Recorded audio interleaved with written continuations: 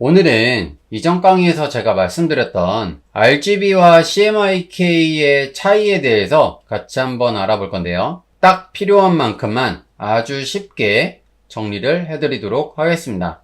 그러면 먼저 RGB가 뭔지에 대해서 한번 같이 알아볼게요. RGB는 R이 Red, G, Green, B, Blue예요. 이거의 약자인데 여기 보시면은 Red 있죠, Green 있죠, Blue 있죠.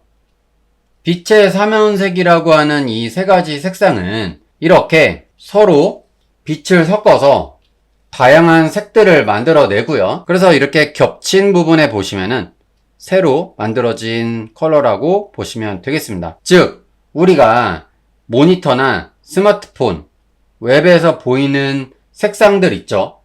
이 모든 색상들이 다 RGB라고 보시면 됩니다. 이렇게 빛의 삼원색이라고 불리는 RGB는요, 빛이 겹칠수록 밝아지고요. 보시면은 이거하고 이거하고 겹친 게 핑크 색깔 됐죠? 더 밝아졌죠? 그리고 초록 색깔하고 이 빨간 색깔하고 겹치니까 노란색으로 더 밝아졌죠? 초록색하고 파란 색깔하고 겹치니까 하늘 색깔로 더 밝아졌습니다. 이 세 개가 합치니까 하얀색이 됐고요. 여기서 제가 추가적으로 팁을 하나 더 드리면, 저희가 일반적으로 하얀 색깔 형광등을 켜죠. 조명이나 이런 걸 켤 거예요. 근데 그게 일반적으로 그냥 하얀색일까요? 아니에요. 그 안에는 이렇게 굉장히 많은 색상들이 들어가 있습니다. 그게 합쳐져 가지고 이렇게 하얀색처럼 보이는 거예요.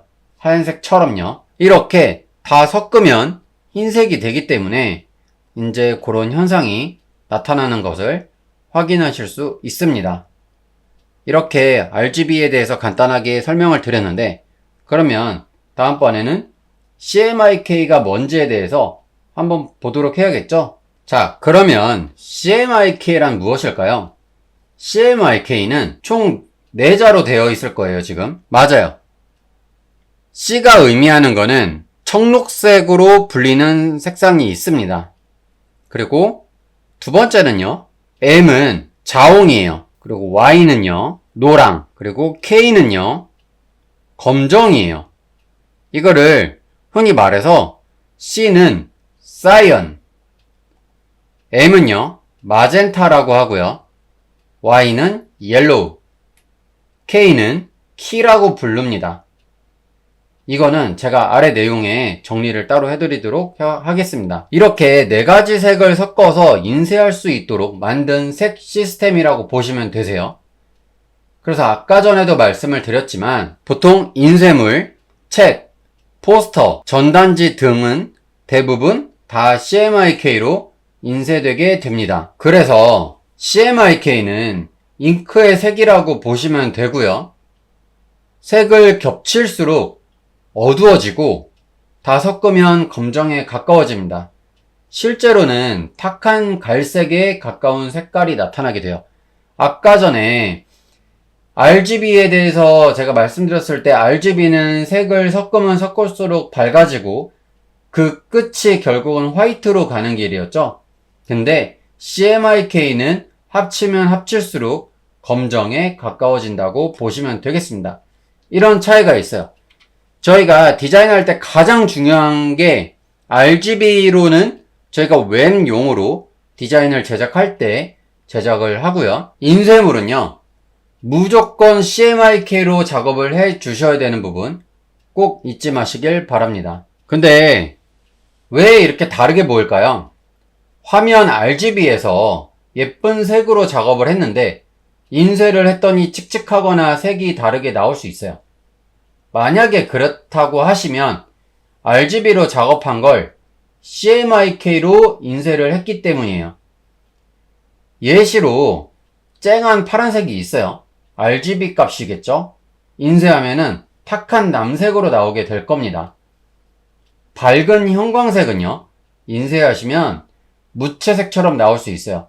그래서 인쇄물은 처음부터 CMYK로 설정하시는 게 가장 안전할 겁니다. 일단 기본적으로 제가 이거를 한번 토대로 보여드리도록 할게요. 새로 이렇게 만들어서 이건 지금 RGB 값이에요. 저 CMYK로 설정을 하고 여기서 붙여넣기를 했어요.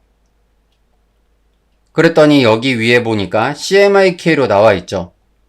RGB 값 요렇게 있죠. 이게 지금 비교가 잘 안 되실 것 같으니 제가 옆에다가 이렇게 띄워 놓도록 해볼게요. 자, 보세요. 이거는 지금 CMYK예요. 밑에 있는 거는 RGB예요.